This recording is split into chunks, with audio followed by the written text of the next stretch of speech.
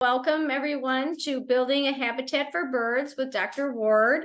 And I have had the pleasure of being in live with him doing some presentations and also over Zoom over the last few years. And I was excited when he said he would join us for our final night with the Wilderness Wednesdays. And I've had a problem saying that every single week. That it's a tongue twister. But this is, we've had 4 weeks of different speakers on different topics, and we're wrapping up our series with Dr. Ward, and these are going to be, they are being recorded, and then they will be out on the Kankakee Valley Forest Preserve District on their webpage, and you'll be able to find them there. So without further, I'm going to mute my mic. I'll be paying. Now, do you want them to ask questions as they go along, or do you want them to wait till the end? Either's fine. I mean, I'm fine. Okay. With that question, I'll monitor the chat and just see what we've got coming up. And otherwise, if it's not something that needs to be dealt with right then, we'll just wait till the end. So without further, I'll turn it over to Dr. Ward. All right. Thanks a lot. Thanks for having me. So just a little bit about myself. I'm a professor in the Department of Natural Resources and Environmental Sciences at the University of Illinois down here in Champaign. And I'm also an ornithologist with the Illinois Natural History Survey, and I study birds. And so what we're talking about today is building, like what you can do in your backyard, building habitats for birds. So we do a lot of research on bird conservation, bird behavior, and it seems clear that, well, it's clear to me that we're not going to achieve conservation goals without engaging people to do better in their backyard, better in agricultural fields. I mean, we just can't rely on natural areas, preserves, refuges like that. We need to have more buy-in. And since the pandemic, there's been a lot of changes in people's behaviors. During the pandemic, a lot more people were feeding birds, going outside, and that's gone down a little bit since the pandemic, but still there's a lot of interest out there. So a lot of times people don't know what they can do. And we'll talk about a lot of easy things you can do for conservation and to build a better habitat. And of course, there's lots of birds out there, right? There's just a small subset of the birds that occur where we're at here in Illinois.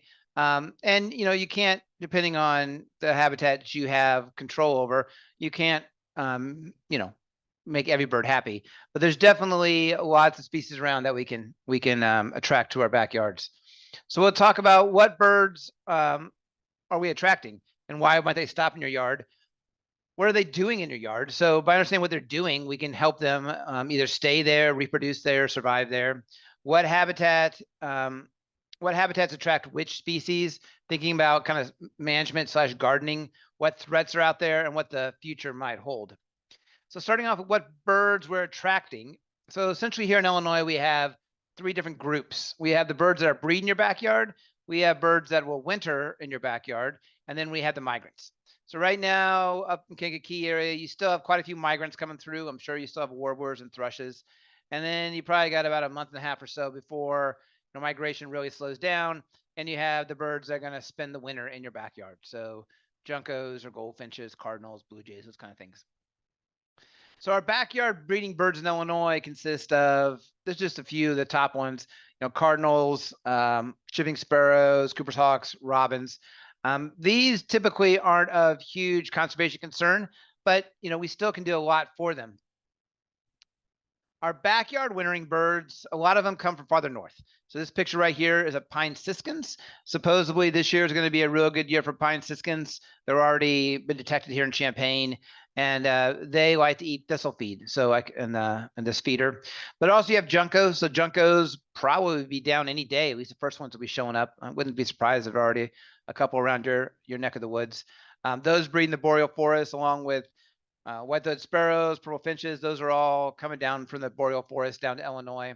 And then you have the species like downy woodpecker, which could be around all year, but sometimes move into more urban areas in the winter. And then the species that I do a lot of research on are migratory birds.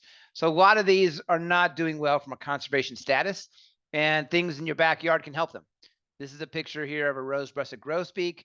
Some of the common migratory birds here in Illinois include Tennessee warbler, yellow-warp warbler, Swainson's thrushes.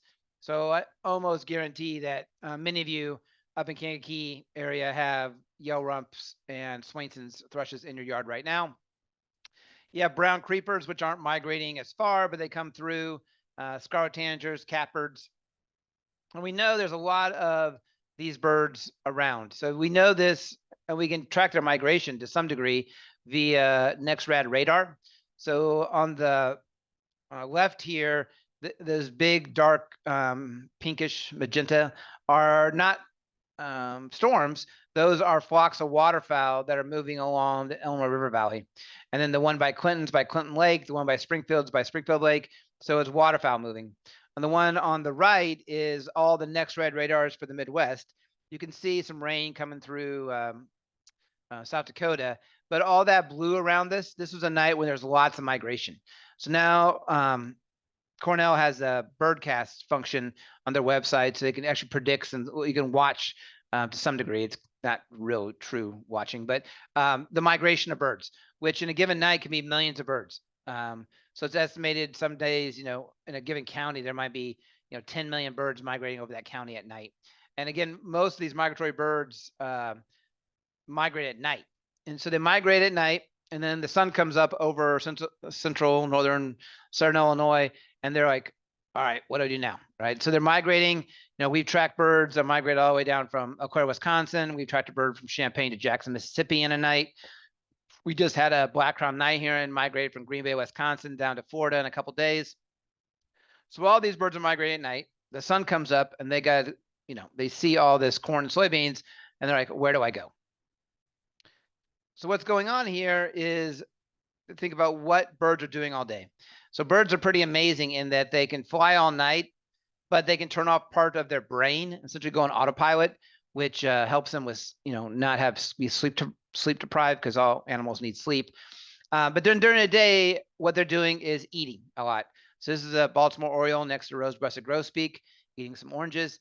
And ultimately, the whole goal for migratory birds in your backyard is to make them fat, because fat is the currency for migration.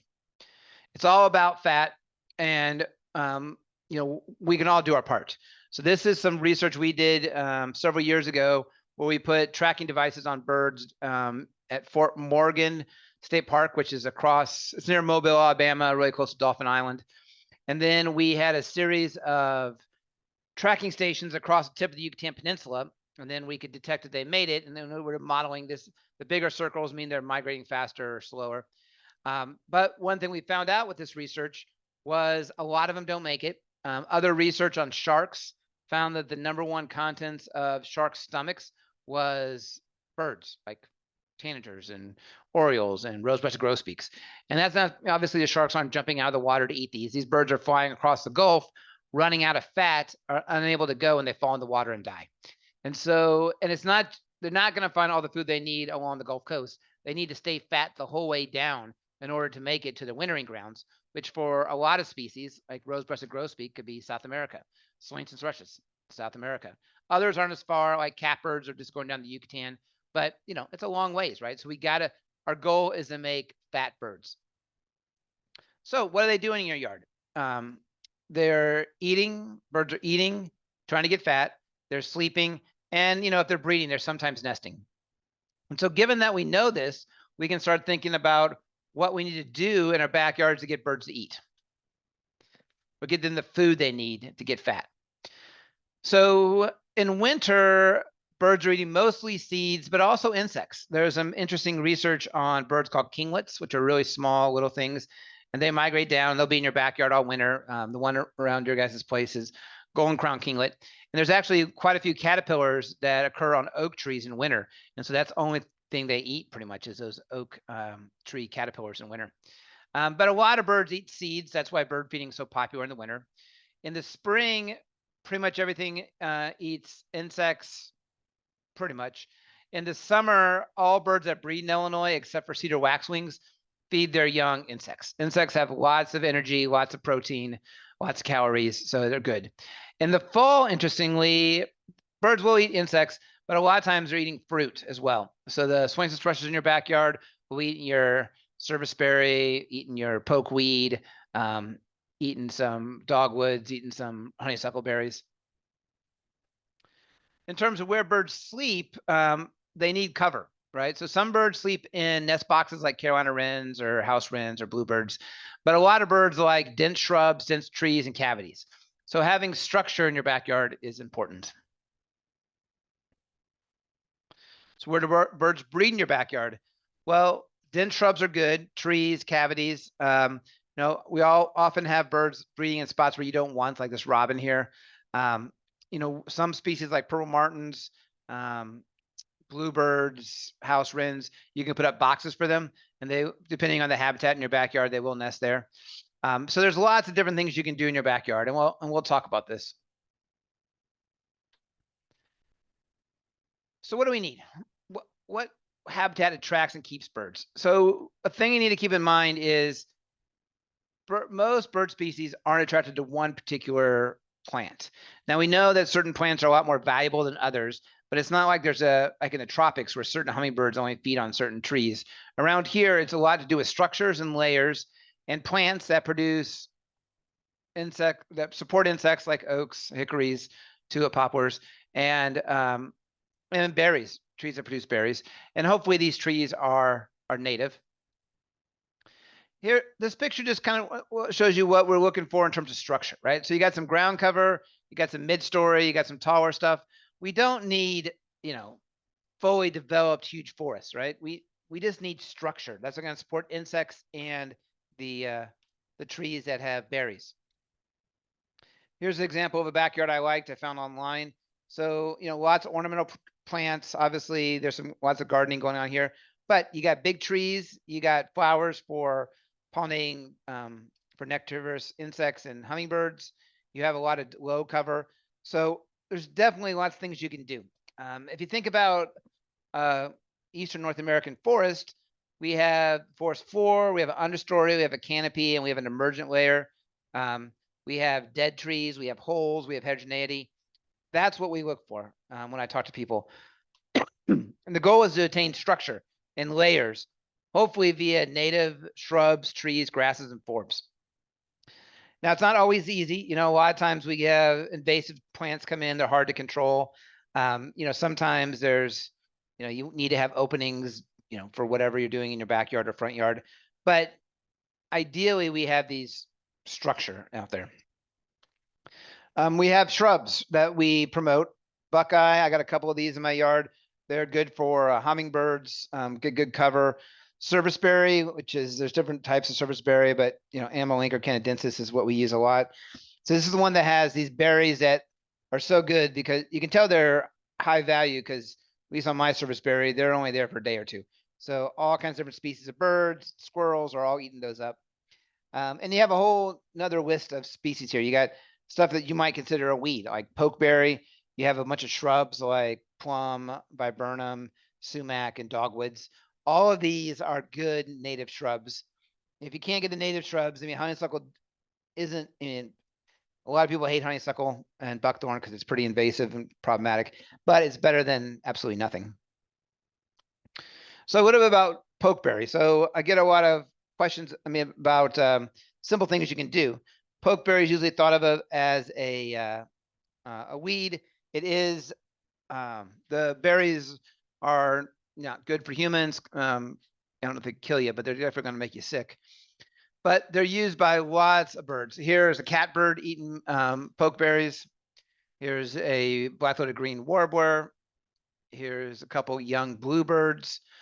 So lots of them we use this, and we know this because we go out and catch them. In fact, we're going out and catching birds tomorrow.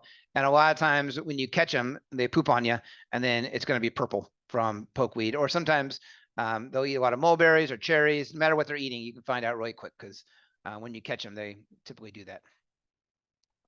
Now, again, bush honeysuckle is not ideal. We don't promote it. But at the same time, we get this idea it's evil exotic species. But if you remove honeysuckle, we need to put something else there. We need to get a native shrub.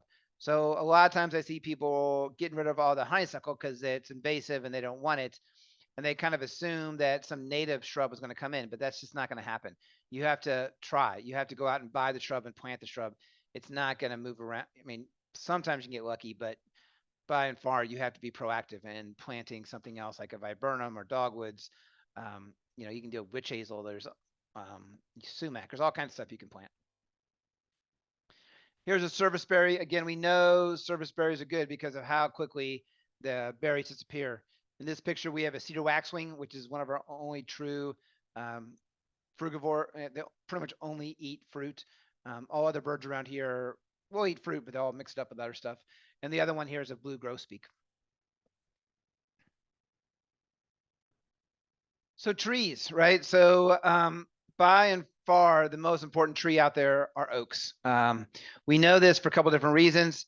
One is they produce lots of acorns, right? These acorns are very good for your local squirrel population, but also blue jays and crows, tough titmice, red-bellied woodpeckers, all kinds of, turkeys, other things really rely on crows because it's really packed with lots of calories and fat.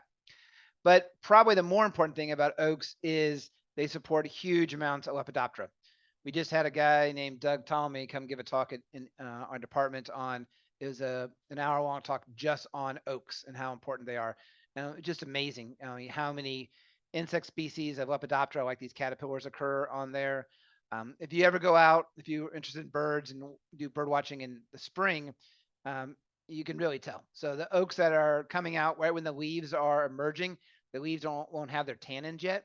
And so you get all kinds of caterpillars feeding on there. And that's where all the warblers are going to be, vireos, thrushes, tanagers, orioles. Right next to it, you could have a maple and you won't have nearly the same number of species there. So we know that species such as oaks, hickories, even locusts, which a lot of people don't like, but it supports a lot of insects. Tulip trees support, they're fast growing trees. Some people don't like them that much, but they do support lots of moths populations. We have a big study we'll talk about here in a second on whippoorwills, and tulip trees support Luna moths. Persimmons, chestnuts, hackberry, and cherry are a lot of the trees that we really try to promote because they do support lots of insects. Kind of the flip side of this is ash, maple, elms don't really support that much insect biodiversity. And so they're pretty trees and, there's value to them, but they're just not nearly as valuable for birds as oaks, hickories, and the rest of these trees here. Because Dr. oaks Ward, and hickories. can you make your screen, your slides full screen? Oh, I could. You're not seeing a full. You seeing the next one? Yeah, we're not. We're just seeing a partial screen of your. Oh, that's interesting. It's not full screen. All right, let me try this. There we go. Now, okay. Now you're cooking. Okay, very good. So oaks are important for insects. We have a real big study right now on whippoorwills. In fact, we're up your way doing some work over at Iroquois County Conservation Area, and we had some other sites in those counties up there, in Will and Kankakee counties. The whippoorwills are showing big declines, and so we went out there quantifying moths, right? So we put out a trap at night and look at moths, and there's no longer whippoorwills around Champaign. They're gone from Vermilion County, Champaign County, Piatt County, and then up your way. There's still some in the sandy areas of the Kankakee Sands, but generally they're gone from all other areas. And, part of this is, part of it's probably pesticides that are put on the landscape, but a lot of it also is, we don't have the plants they need. So lots of the plants that support good moths are gone. And, sometime in the future, I just had a meeting about this today. We're doing all kinds of work on whippoorwills. In fact, I'm going down to where they winter, which is in southern Mexico, here in a couple months, to study them down there and try to figure out if they're also having problems down there. Oops. So some other trees that are important. Pawpaws will attract certain types of butterflies, and they are good food for wildlife. You're pretty far north for pecans, but that's a good tree of bottomland forest down in southern Illinois. Already talked about tulip poppers being important. I think it's the main tree where Luna moths put their eggs and larvae, and lots of different oak trees, and even like basswood or linden is important for pollinators. And as I mentioned, some of the lower quality trees would be ash, and of course all our ash are dying from emerald ash borer right now anyway. Maples and then elms just don't have the value the other ones do. So I often get asked about other types of plants, such as pine trees. So really, there's not any pine trees that. Well, I mean, there's a couple that are native to Illinois, but only in far, far northern and far, far southern Illinois, except for cedar, eastern cedar, which is native.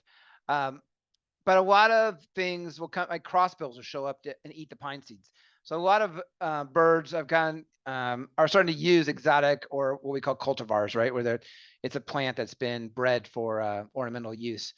And even though like yews, arborvitae, mountain ash are not native per se, they do provide a lot of value, right? So, at this juncture, we'll take what we can get in terms of getting habitat on the landscape that supports birds. All right, a little bit about management and gardening. So we'll talk about bird feeders, hummingbird feeders, mowing and dead leaves and nesting areas. I get a lot of questions about bird feeding, and people want to know, is it good or bad for birds? But in my opinion, it probably has no really population level effect.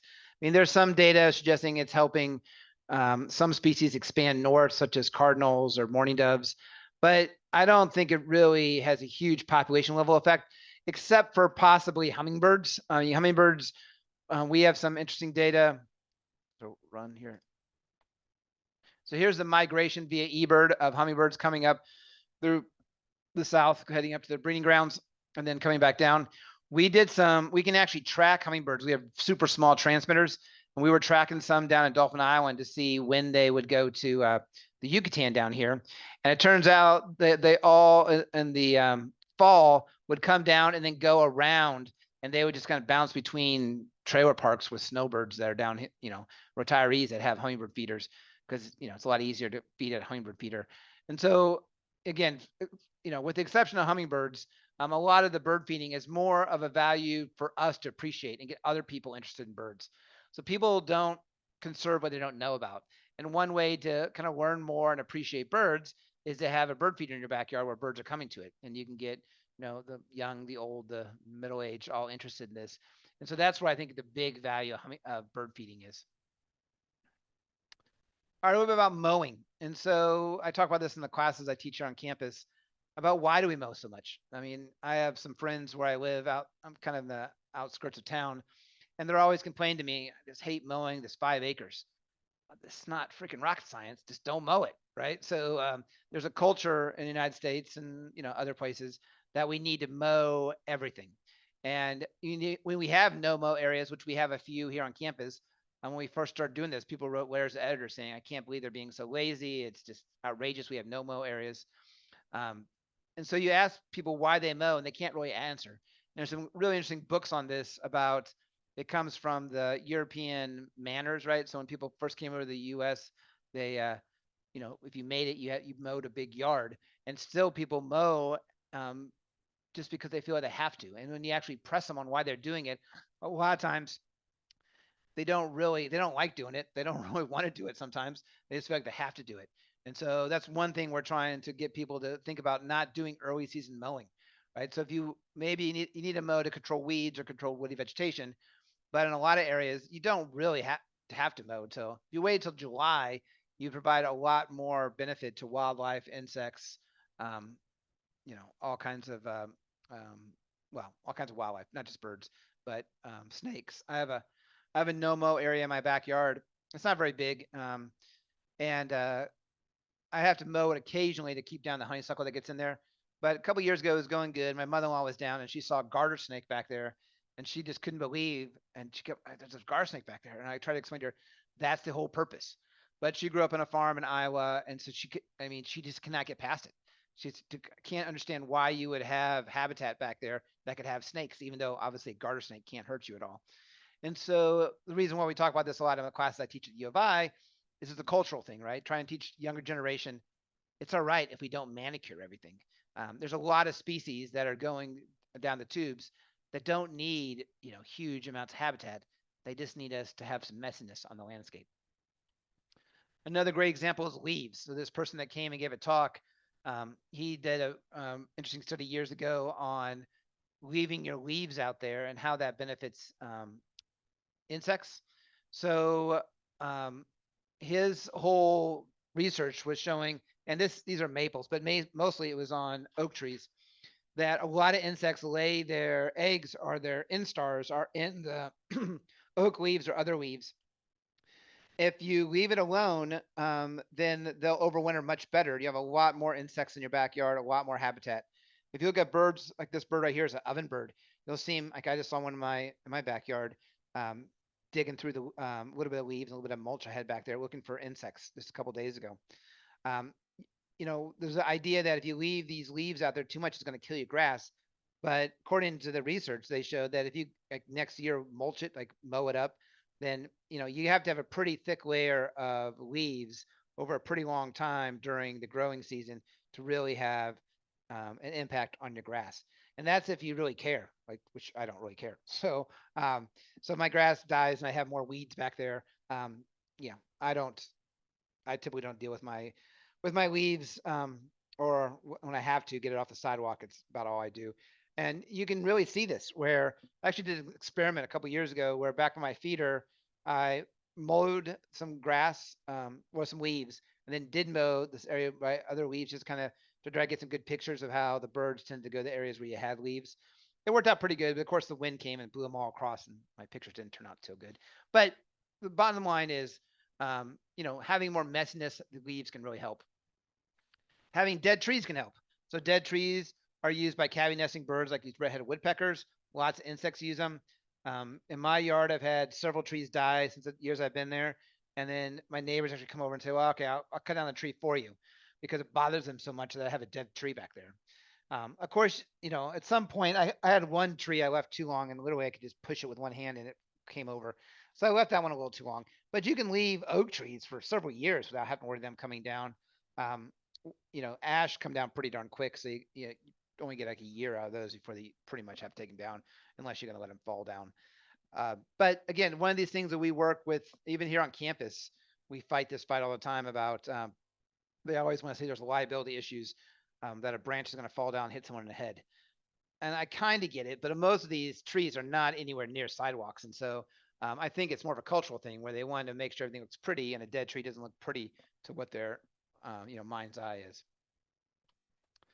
All right, some threats: cats and windows. So cats are a big threat, feral or outdoor cats.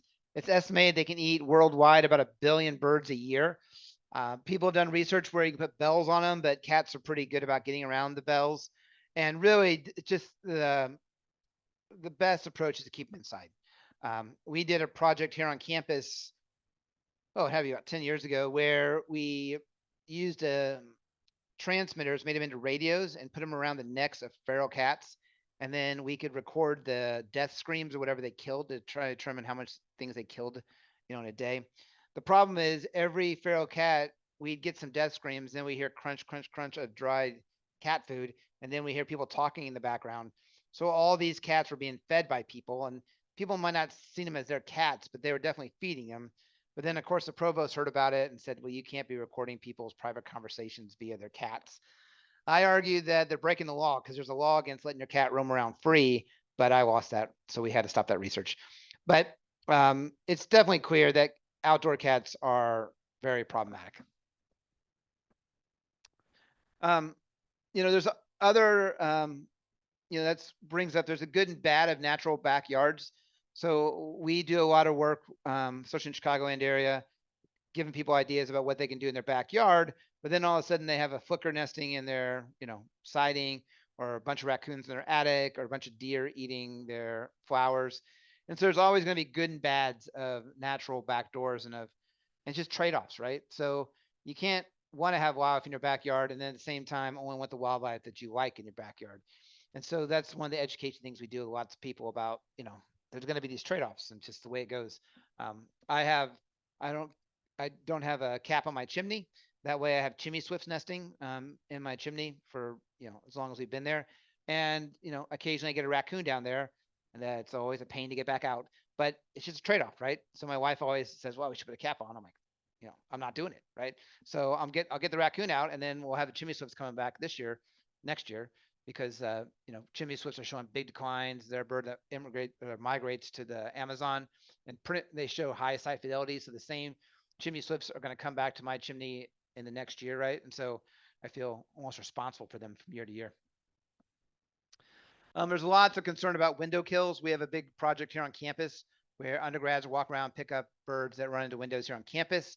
Then we work with operations here on campus to try to figure out, well, mitigate this, right? So lots of birds do this. We know it could be due to several reasons.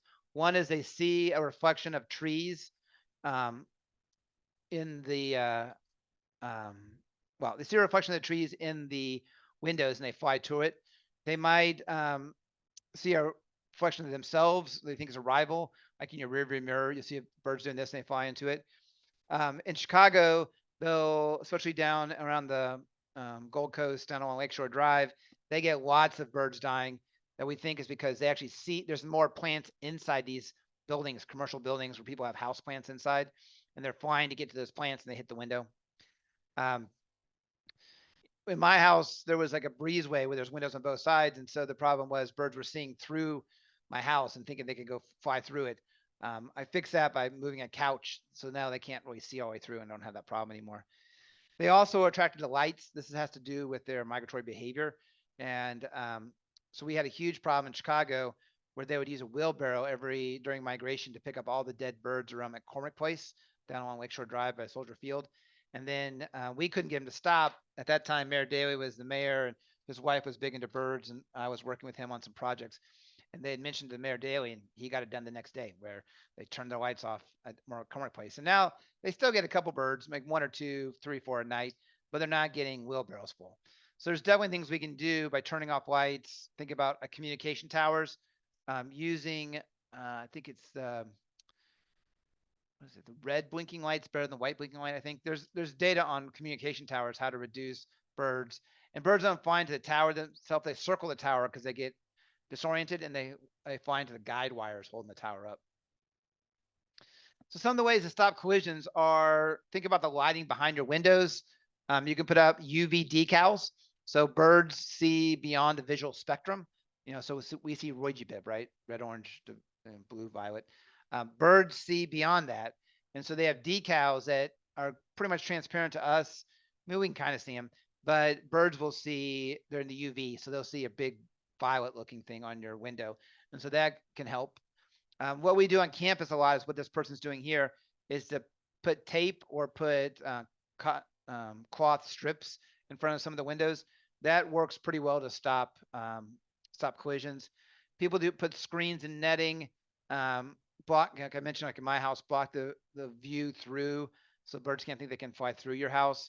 And then this lights out project, which is a project that in big cities has people turn off lights on skyscrapers, and that works real well in stopping a number of collisions.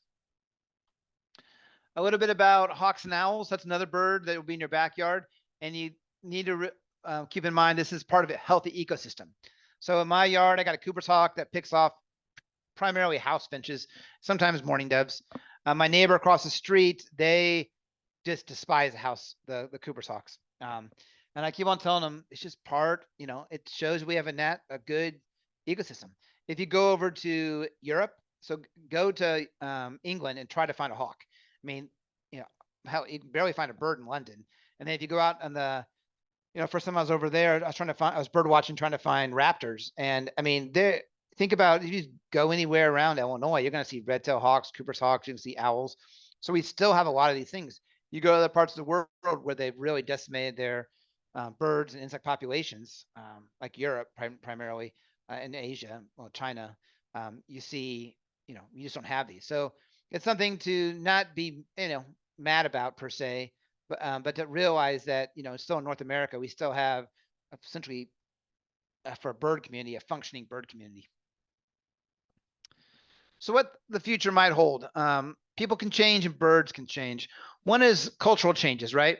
So messy is okay. Urban areas can be important for wildlife. It's where the majority of money, like in Illinois, a lot of money is spent in Chicagoland area, even though it's maybe not the best habitat for conservation. Conservation is tied to appreciation of nature, which in most people's case starts in their backyard or their back 40, right? So there's somewhere in the people that are more tied to conservation, were exposed to nature and exposed to, birds and turtles and what have you. And so it's really a cultural change, right? So talking about my, mother-in-law and how she can't understand why I have a no-mow area in the backyard. I mean, she's not going to change her mind, right? So, that's just the way she grew up. And so it's just one of these things where these day and age, we hope to get people that think about having more messiness, maybe not having to have a yard at all, just have a mulched area with lots of native trees. Of course, a lot of kids still don't go outside that much. So there's still lots of challenges ahead of us. And then interestingly, people don't think about birds changing and birds culture changing. Here are two species that are, used to be pretty common in Illinois, chipping sparrow and field sparrow. So this is data from 1966, 2006 from Breeding Bird Survey. So what happened is field sparrows use shrubby areas. They're showing big declines because no one leaves messiness, right? So they just need some tall grass and some shrubs. But everybody wants to either farm or mow or create forests out of all the habitats. They don't really think about shrublands. Chipping sparrows were also in shrublands, but they were rare. Well, somewhere in the 70s, field sparrows, haven't changed. They're always in the same habitat. Chipping sparrows are like, why am I trying this? They all moved into your guys' backyards and now nest in your blue spruce in your backyard. So they became an urban bird. So they essentially changed their culture to adapt to humans, whereas field sparrows didn't. And so this, we see this a lot in other species as well. Mourning doves. Here's some data we have from a big study we did back. We have data back to the 1906.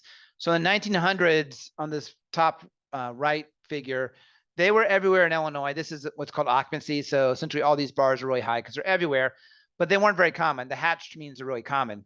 But if you look at their data, they weren't in urban areas in 1906. Between 1906 and 1956, they moved into urban areas and their population exploded. And this is, I mean, Cooper's hawks, you might not know this, but they were once endangered in Illinois because they only nested in big forest. Then they realized I can hang out in people's backyard and eat mourning doves off the bird feeder. So we get a lot of birds that change their culture, their behavior over time. And so one thing we have to do is think about how we change ours. I'm thinking about more pollinators. Think, rethinking pretty is an interesting concept where, and this is really important, like in Arizona and areas where they just don't have the water to grow lawns anymore. So you got to the culture's got to change to rethink. When I look out, I don't feel like I have to go mow. I feel like this is a nice habitat, a nice landscape that I want to I want to live in. So future of the backyards are, it's likely to have greater species diversity. If we look over the years, we see more and more species kind of showing up in backyards. Merlins are now doing this. Some warblers are, because we've lost a lot of our habitat natural areas. Here in Illinois, if you're not in an urban area, it's going to be ag, right? And so it might be better to be in your backyard. So the importance then comes to conservation education. So what to do in your backyard to make it better. And, I'm a big believer that every little bit of habitat counts. And so one oak tree in your backyard can support lots of migratory birds, lots of insects. I mean, there's every little bit is going to be needed and help as we go forward. There's roughly 1.5 million acres of protected areas in Illinois. There's 20 plus million acres of corn and 13 so soybeans. And so we need backyards. So we need areas that people are going to leave for wildlife. Over the last 50 years or so, we've seen big declines in birds. So 2 out of every 5 Baltimore Orioles have been lost. 2.5 billion migratory birds have been lost. And so this could be lost. Well, some of these are breeding in the boreal forest, which hasn't changed that much, but a lot of them are wintering in South America, which has problems, but hasn't changed that much. So a lot of it could be just finding enough food in your backyard so they don't become fish food as they migrate across the Gulf of Mexico. So again, I think everybody can kind of do a little bit to achieve these goals, and it doesn't have to be fundamentally. I'm creating a forest in my yard, or I'm creating a prairie. I mean, little bitty things can go a long ways. So I know I covered a lot. If you got questions, feel free to email me. I'm happy to answer any questions.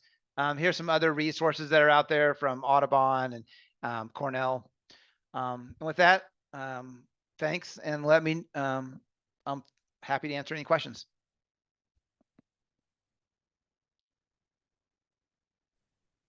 What bird are you doing research on right now that is a new thing that you're researching now? Oh, we got all kinds of stuff going. So we got a project on the black crown night herons that are nesting up along Lakeshore Drive, and we're tracking their migration and trying to figure out how to create new colonies of them. But the biggest projects we have going by far are whippoorwills.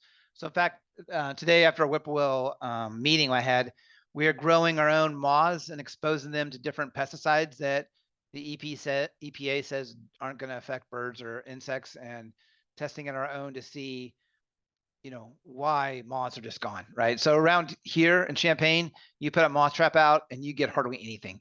And you all can tell this, right? You drive around, like years ago, you drive around, your windshield would get, a bunch of dead insects at night. Now you hardly get any at all, right? And so we're trying to figure out why moths are declining, and that correlates super tightly with whippoorwills. And we're studying whippoorwills throughout the Midwest, trying to figure out why they're doing well in northern Wisconsin, but not well in southern Illinois.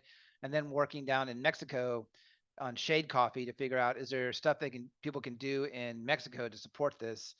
And if like shade coffee, then how do we promote more people drinking bird-friendly coffee or shade coffee in the United States?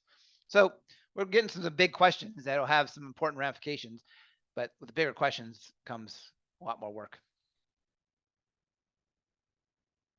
So someone had a question about where redbuds fit in with oaks and maples. So I really like redbuds. I got so many redbuds in my yard.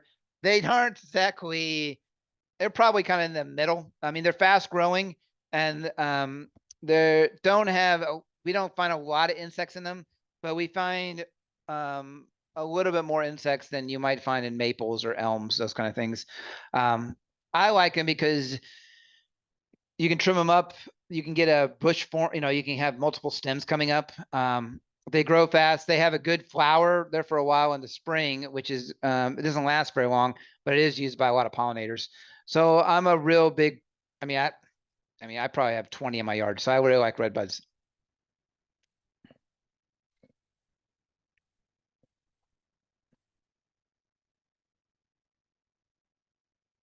Yeah, and the question about whether if oaks are so good they could replace young maples, I would have said if you got a maple going, that it's probably okay. But this talk I saw this couple weeks ago about oaks, he had some amazing data. So he has one oak tree that he planted in Pennsylvania that he's been monitoring for 20 years. And I think he's recorded 1,200 different species of moths just in that one tree. It's crazy.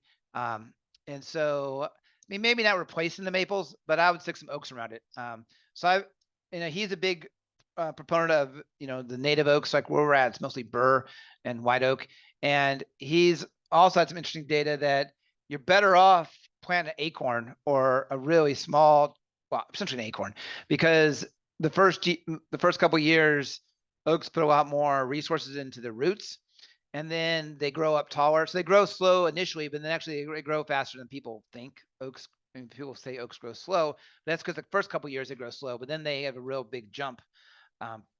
So if you buy an oak from a nursery, that they have a hard time kind of getting established because they got to establish the roots first.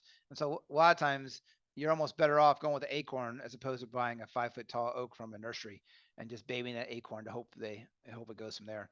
What I do is I have a huge oak across the street, my neighbors, so I just grab bur oak acorns and throw a bunch in my backyard. A lot of them don't germinate, or the squirrels get them, something happens to them. But I got quite a few coming up now.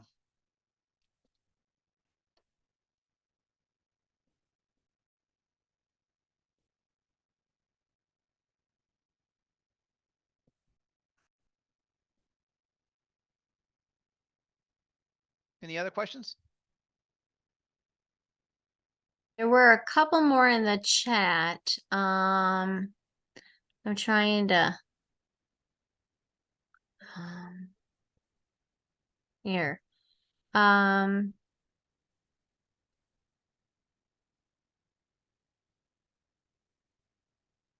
We put feeders in our yard, but they bring lots of grackles and blackbirds that eat the seeds and chase off the other breeds. Suggestions how to attract birds other than grackles and blackbirds, or at least more of the other breeds than the grackles and blackbirds. Do you have a suggestion for that? Well, I got a couple things to say about that. So we actually have a big study right now on grackles. I should have mentioned this because I have to deal with this tomorrow, actually. Grackles are the third fastest declining species in Illinois. There's still a lot of them around, millions around, but they're showing huge declines. So we're working with Fish and Wildlife, and Audubon's doing an article on this. They're kind of following us around, where we are tagging grackles with satellite transmitters.